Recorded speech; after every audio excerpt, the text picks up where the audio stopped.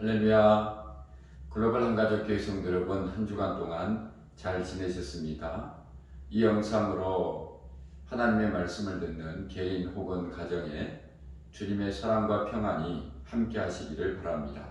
오늘은 갈라디아서 4장 1절에서 11절 말씀, 하나님을 아빠 아버지라고 부를 수 있습니다 라는 제목으로 함께 은혜를 나누겠습니다. 우리는 계속해서 갈라디아서를 살펴보고 있습니다. 갈라디아서는 율법과 복음과의 관계를 잘 설명해 주고 있습니다. 지난 시간에 우리가 율법의 세 가지 역할을 살펴보았습니다. 먼저는 거울의 역할, 그 다음에는 진단의 역할, 그 다음 안내의 역할입니다. 먼저 율법은 거울과 같다고 말씀드렸습니다. 우리가 외모를 거울을 통하여 살펴볼 수 있는 것처럼 우리는 율법을 통하여 우리의 내면을 진단할 수가 있습니다. 어떤 진단이 나왔습니까? 어떤 인간도 율법을 모두 지켜서 자기 스스로 힘으로 하나님에 의해 결코 이룰 수 없다는 것입니다. 하나님의 영광 앞에 설 수 없는 죄인이라는 것을 깨닫게 되는 것이죠.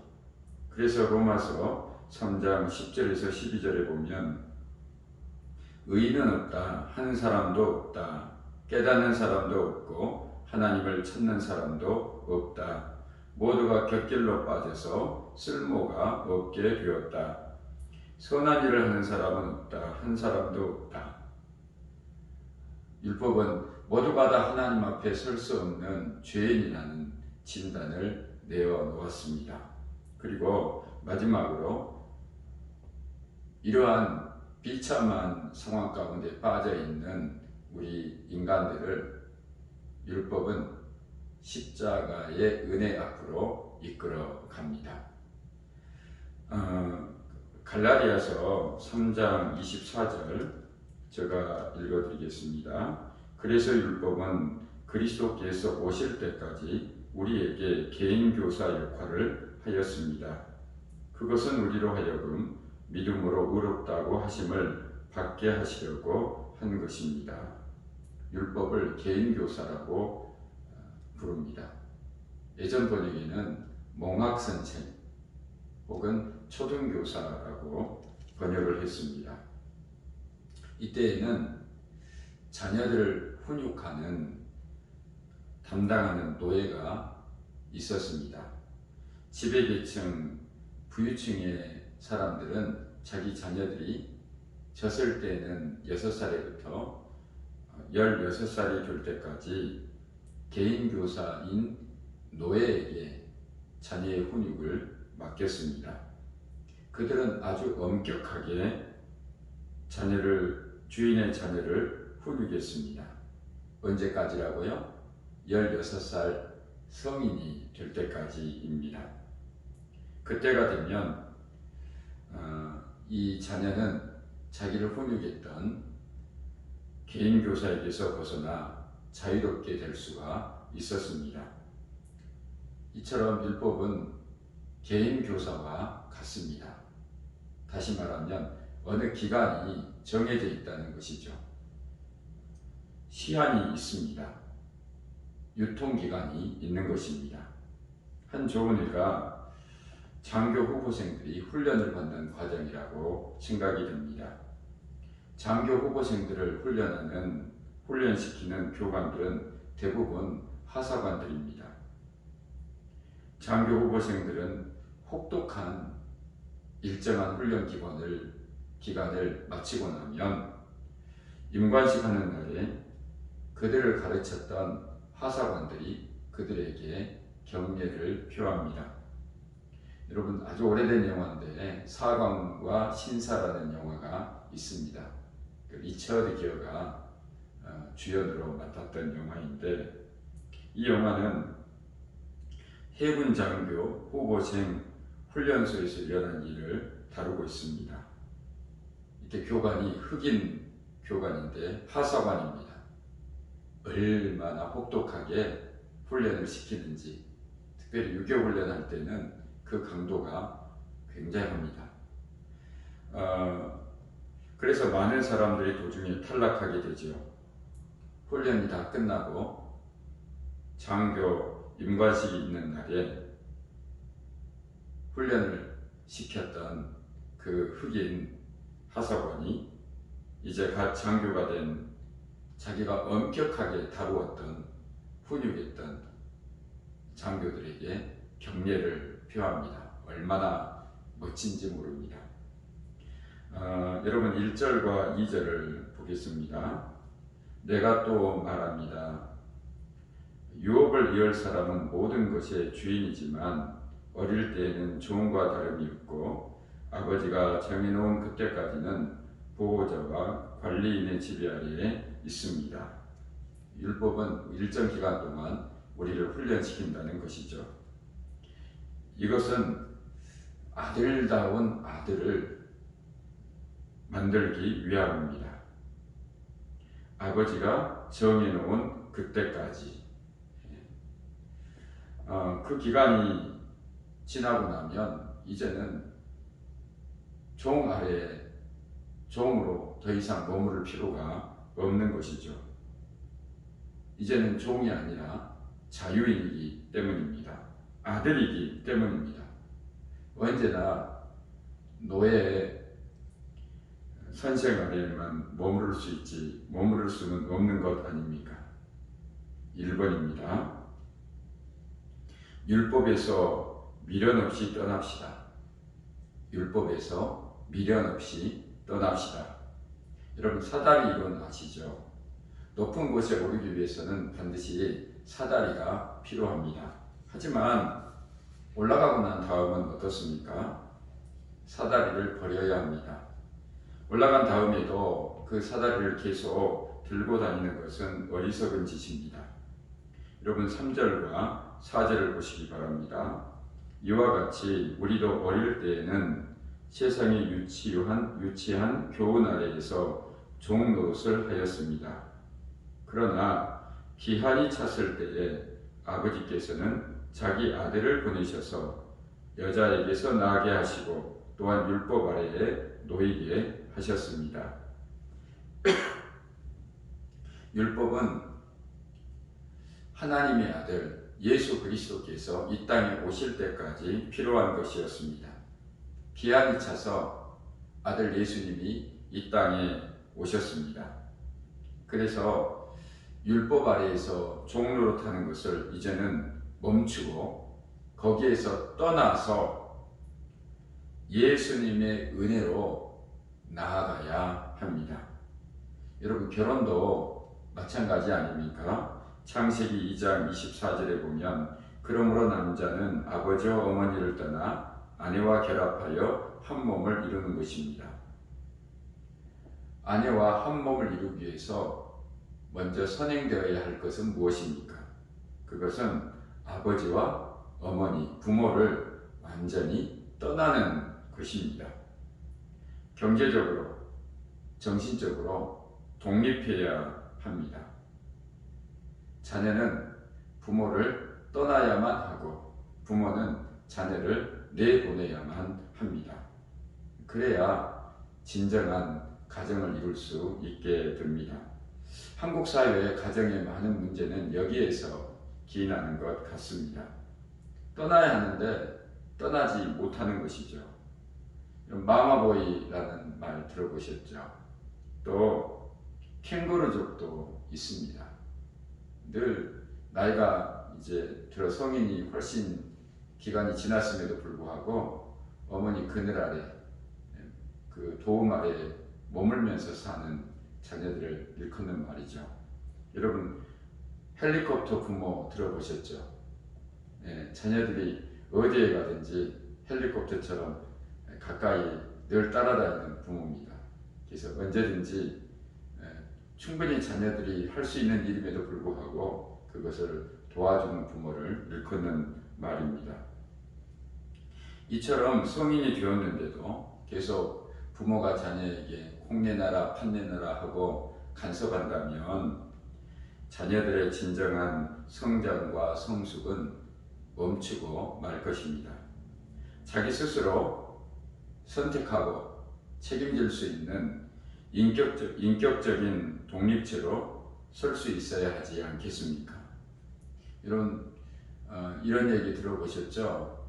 다 큰 애가 엄마에게 엄마 나 배고픈 거 맞지? 먹어도 되지? 하고 물어본다면 어떠겠어요? 또 엄마 나 지금 기뻐해도 되는 거야?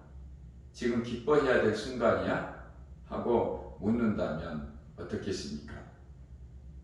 근데 실제로 너무 부모를 의존하게 되면 자기가 마땅히 느껴야 하는 감정도 느끼지 못하고 의존하게 되고 말지요. 저는 한 여성과 얘기하다가 그 여성에게 물어보았습니다. 아니 얼마 전에 한 남자 만난 것 같은데 중매로 만난 것 같은데 어떻게 됐냐고 물어보았습니다. 내가 보기에는 꽤 괜찮은 청년 같은데 어떻게 됐어? 물었더니 그가 이렇게 대답합니다. 청년에게 무엇을 물어보면은 어떤 경우에는 대답을 하지만 어떤 경우에는 잠시 머뭇머뭇하더니 이건 엄마에게 물어봐야 되는데 라고 얘기를 하더래요. 그래서 다시는 만나고 싶지 않았다고 합니다. 8절하고 여러분 11절, 8절에서 11절에 보면 이 율법에서 종노릇하는 사람들의 모습을 보여주고 있습니다. 8절에서 11절입니다. 그런데 전에는 여러분이 하나님을 알지 못해서 본디 하나님이 아닌 것들에게 종노릇을 하였지만 지금은 여러분이 하나님을 알 뿐만 아니라 하나님께서 여러분을 알아주셨습니다. 그런데 어찌하여 그 무력하고 천하고 유치한 교훈으로 되돌아가서 또다시 그것들에게 종노릇하려고 합니까? 여러분이 날과 달과 계절과 해를 지키고 있으니 내가 여러분을 위하여 수고한 것이 헛될까 염려됩니다. 여기 9절에 보면 그런데 어찌하여 그 무력하고 천하고 유치한 교훈으로 되돌아가서 이 교훈을 밑에 각주에 보면 이렇게 설명해 놓았습니다. 세상의 원소들, 세상의 세력들, 세상의 자연력, 우주의 원소들의 힘, 기초적 원리들, 자연숭배, 원시종교 등등으로 번역할 수 있음. 어찌하여 그 무력하고 천하고 유치한 교훈으로 10절에는 여러분이 날과 달과 계절과 해를 지키고 있으니 특정한 날짜를 정하고 이사하거나 혹은 부정타는 날이다, 부정타지 않는 날이다 정한다는 거죠. 그 세상의 원리에 풍속에 얽매여 있는 겁니다. 운동선수들 여러분 징크스 많이 들어보셨죠? 계속 연승하기 위해서 한번 승리를 하면은 속옷을 갈아입지 않는 감독도 있대요. 또 어떤 선수들은 타석에 들었을 때 오른발 먼저 들어서는 타자도 있고 또 왼발 먼저 들어서는 타자도 있다고 합니다. 그래야 잘 될 수 있다고 스스로 믿는 것이죠. 또 여러 가지 미신이 있지 않습니까? 시험 보기 전에는 미역국을 먹지 않는다든지 또 문지방을 밟으면 재수가 없다느니 하는 이런 것들이 있고 또 여러분 자연숭배는 인간에게 연약한 인간에게 쉽게 걸려들 수 있는 어떤 덫인 것 같아요. 여러분 큰 산이나 그 바위 혹은 웅장한 나무를 본 적이 있습니까? 계속 보고 있으면 마치 저것들에게 소원을 빌면 내 마음이 원하는 것 이루어지지 않을까라는 그런 착각이 들게 할 정도로 우리를 압도하는 자연 현상들이 있습니다. 어쨌든 사랑하는 여러분, 우리는 이러한 세상적인 것에서부터 얽매여서는 안 되죠. 율법에 얽매여 있어서 거기에서 빠져나오지 못하고 계속해서 조정을 당한다면 하나님의 자녀, 그 자유함을 잃어버리게 되는 것이죠. 사랑하는 여러분, 진리 안에서 자유할 수 있기를 바랍니다. 골로새서 2장 16절 17절에 보면 그러므로 먹고 마시는 일이나 명절이나 초승달 축제나 안식일 문제로 아무도 여러분을 심판하지 못하게 하십시오. 이런 것은 장차 올 것들의 그림자일 뿐이요 그 실체는 그리스도에게 있습니다. 어떤 건 먹어도 되고 또 어떤 것은 먹지 말아야 하는 것, 또 어떤 날이나 달을 정해서 그것을 꼭 지켜야만 복을 받는다고 생각하는 것, 또 안식일은 유대인들이 토요일 안식일이니까 꼭 그날에 지켜야 한다고 생각하시는 분들, 이런 모든 분들은 율법에 얽매여 있는 것이죠. 여러분, 이 모든 것들은 그림자요 실체는 그리스도 예수입니다. 그러므로 요한복음 8장 32절 말씀, 그리고 너희는 진리를 알게 될 것이며 진리가 너희를 자유롭게 할 것이다. 사랑하는 여러분, 그리스도 예수 안에서, 진리 안에서 진정한 자유를 누리며 사는 믿음의 종들 되시기를 바랍니다. 세상의 원리나 세상의 어떤 관습이나 또 원시 종교나 그런 구습에 얽매여서 종살이 하지 마시고 예수 그리스도 진리 안에서 참 자유를 누리며 사는 저와 여러분 되시기를 바랍니다. 두 번째는 오늘 본문을 통해서 우리가 하나님의 자녀로 당당하게 살 수 있다는 겁니다. 하나님의 자녀로 당당하게 삽시다. 신분이 주는 권세가 있습니다. 예수님이 공생의 사역을 하실 때 더러운 귀신들을 내어 쫓고 또 각신 병자들을 치료하셨습니다. 그리고 성전을 깨끗하게 했죠. 장사하는 사람들의 상을 뒤집어 부시고 또 뜰에 있는 짐승들을 밖으로 쫓아내셨습니다. 이 모습을 보고 바리새인들이 물었습니다. 당신이 감히 무슨 권세로 이런 일을 행한단 말이요? 예수님은 하나님의 아들이기 때문에 그 아들의 권세로 이런 일들을 행하시는 것입니다. 사랑하는 여러분, 여러분의 신분은 무엇입니까? 하나님의 자녀입니다. 할렐루야. 오늘 본문의 5절하고 6절입니다. 그것은 율법 아래에 있는 사람들을 속량하시고 우리로 하여금 자녀의 자격을 얻게 하시려는 것이었습니다. 그런데 여러분은 자녀이므로 하나님께서 그 아들의 영을 우리 마음에 보내주셔서 우리로 하여금 아빠, 아버지라고 부를 수 있게 하셨습니다. 할렐루야. 우리 모두 이러한 자의식을, 하나님의 자녀됨을 분명하게 확신하며 살아야 하겠습니다. 마크 트웨인 왕자와 거지 이야기를 아실 것입니다. 왕자와 거지가 옷을 바꾸어 입었습니다. 그러나 왕자는 아무리 더럽고 낡은 옷을 입고 있어도 그의 눈빛과 말투 그리고 행동 하나하나가 왕자임을 드러내게 됩니다. 반면에 거지는 어떻습니까? 그는 비록 왕자의 옷을 입고 있었지만은 여전히 자기 안에 있는 거지 본성이 밖으로 드러나지 않습니까?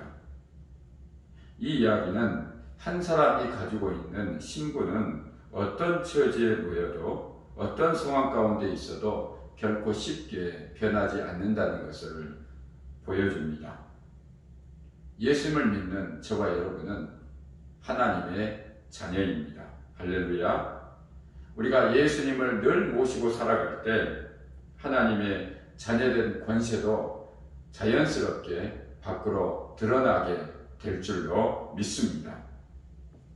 요즘 제가 많이 묵상하는 말씀은 창세기 1장 1절입니다. 태초에 하나님이 천지를 창조하시니라. 그 하나님이 나의 아버지가 된다는 생각을 하게 되면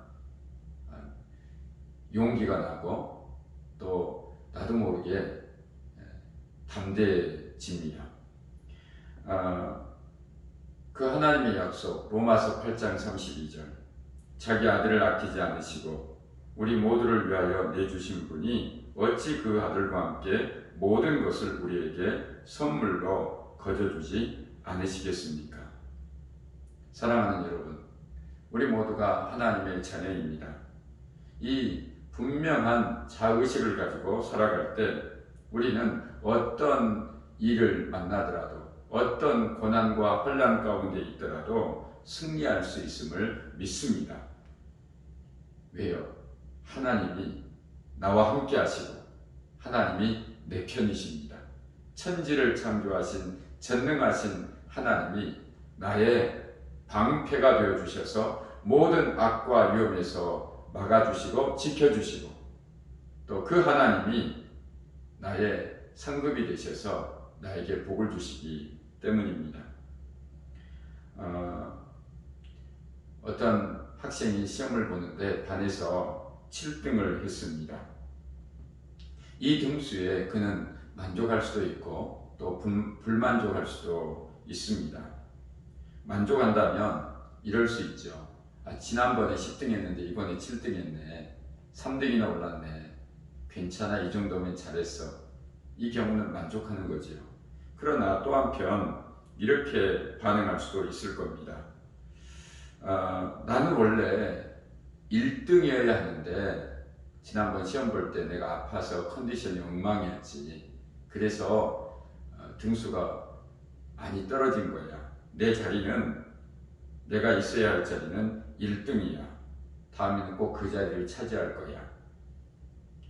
이 두 학생의 차이는 무엇입니까? 바로 자기 자신에 대한 의식의 차이입니다. 자의식이 이마만큼 두 사람의 태도를 크게 차이나게 만듭니다. 여러분, 산악인 엄홍길 씨를 아실 것입니다. 그는 세계에서 가장 높은 산들을 대부분 정복한 불굴의 의지를 가진 산악인입니다.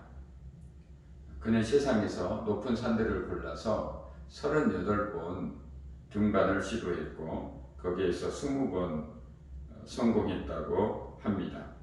성공률이 50% 조금 넘습니다. 이 엄홍길 씨가 25살에 처음으로 히말라야 에베레스트 산에 도전했는데 실패했다고 합니다. 그 과정은 이래요. 셀파와 함께 올라갔는데 뒤에 따라오는 무리들이 보이지 않더래요. 그래서 셀파가 어떻게 되었나 상황을 보기 위해서 되돌아갔는데 한참이 지나도 돌아오지 않는 거예요. 그래서 이 엄홍길 씨가 자기도 발걸음을 되돌려서 내려가다가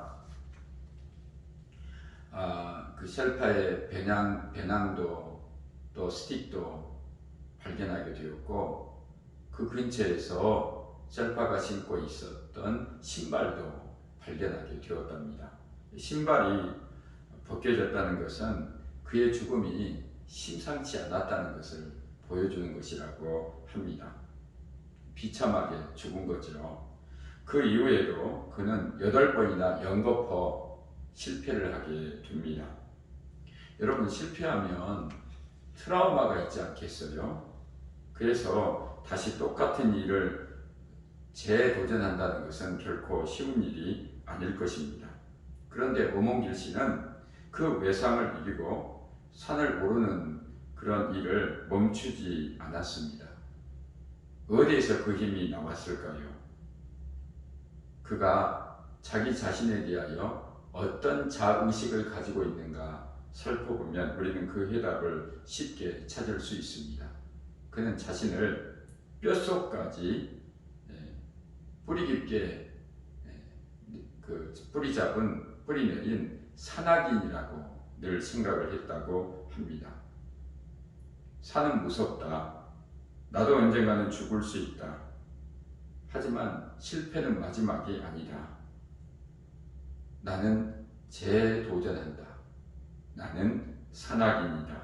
라고 그는 늘 말했다고 합니다. 그래서 다른 산악인들은 그를 엄홍길 대장이라고 부릅니다. 여러분은 어떤 자의식을 가지고 늘 살아갑니까? 하나님 자녀라는 신분의식을 갖고 살고 있습니까? 그렇게 살기를 바랍니다. 그러면 천지를 창조하시고 그 안에 모든 것을 만드신 하나님 아버지께서 바로 당신의 아버지가 됩니다. 그 하나님이 바로 당신 편이 되는 것입니다. 이 자의식을, 내가 하나님의 자녀라는 자의식을 가지고 살아간다면 무엇이 두렵겠습니까? 시편 3편 1절에서 8절까지 제가 읽어드리겠습니다. 하나님을 믿고 신뢰하는 것이 얼마나 큰 힘이 되는가. 다윗이 가장 힘든 시기에 그가 고백했던 내용입니다. 주님, 나를 대적하는 자들이 어찌 이렇게도 많습니까? 나를 치려고 일어서는 자들이 어찌 이렇게도 많습니까? 나를 빗대어 하나님도 너를 돕지 않는다 하고 빈정대는 자들이 어찌 이렇게도 많습니까? 그러나 주님은 나를 에워싸주는 방패, 나의 영광, 나의 머리를 들게 하시는 분이시니 내가 주님을 바라보며 소리 높여 부르짖을 때 주님께서는 그 거룩한 산에서 응답하여 주십니다. 내가 누워 고나게 잠들어도 또다시 깨어나게 되는 것은 주님께서 나를 붙들어 주시기 때문입니다. 나를 대적하여 사방에 진을 친 자들이 천만대군이라 하여도 나는 두려워하지 않으렵니다. 주님, 일어나십시오. 나의 하나님, 이 몸을 구원해 주십시오.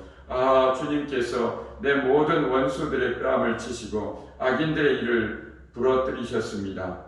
구원은 주님에게만 있습니다. 주님의 백성에게 복을 내려 주십시오. 셀라. 사랑하는 여러분, 온갖 어려운 일들이 우리 인생에서는 언제든지 펼쳐질 수 있습니다. 극한 상황 가운데 한계에 부딪혀서 이제는 낭떠러지에 서서 어찌할 바를 몰라 당황하는 순간들이, 어둠 가운데 희망이라고는 찾아볼 수 없는 순간들이 늘 우리에게 있을 수 있습니다. 여러분, 그때 하나님이 나의 아버지임을 잊지 마시기 바랍니다. 내가 하나님 아버지 이름을 부를 때 하나님께서는 반드시 찾아와셔서 천만대군이 진치고 있을지라도 나를 거기에서 이끌어내셔서 구원하실 것을 믿는 다윗과 같은 믿음이 저와 여러분에게 있기를 주님의 이름으로 축원합니다. 7절을 마지막으로 보시겠습니다. 7절에 보시면 또 다른 자의식을 하나 가져야 합니다. 그러므로 여러분 각 사람은 이제 종이 아니라 자녀입니다. 자녀이면 하나님께서 세워두신 상속자이기도 합니다. 저와 여러분 하나님의 자녀입니까? 그러면 하나님의 상속자임을 잊지 마십시오. 우리는 하나님의 은혜 아래서 이 땅에 살아갑니다. 그리고 이후에도, 죽음 이후에도 하나님께서 우리를 위하여 하늘나라를 예비하시고 우리의 거처를 다 마련하시고 우리를 기다리고 있다는 것을 잊지 마시기를 바랍니다. 그러므로 여러분, 이 땅에서 우리가 육체의 연약함으로 질병 가운데 있을 수 있고 또 여러 가지 경제적인 어려움, 또 많은 문제에 부딪혀서 힘든 상황 가운데 있을 수 있습니다. 그러나 여러분, 비굴하지 맙시다. 당당합시다. 용기를 냅시다. 그 근거는 우리 하나님의 자녀요 천국의 상속자이기 때문입니다. 하나님께서 여러분의 방패가 되시고 여러분의 도움이 됨을 잊지 마십시오.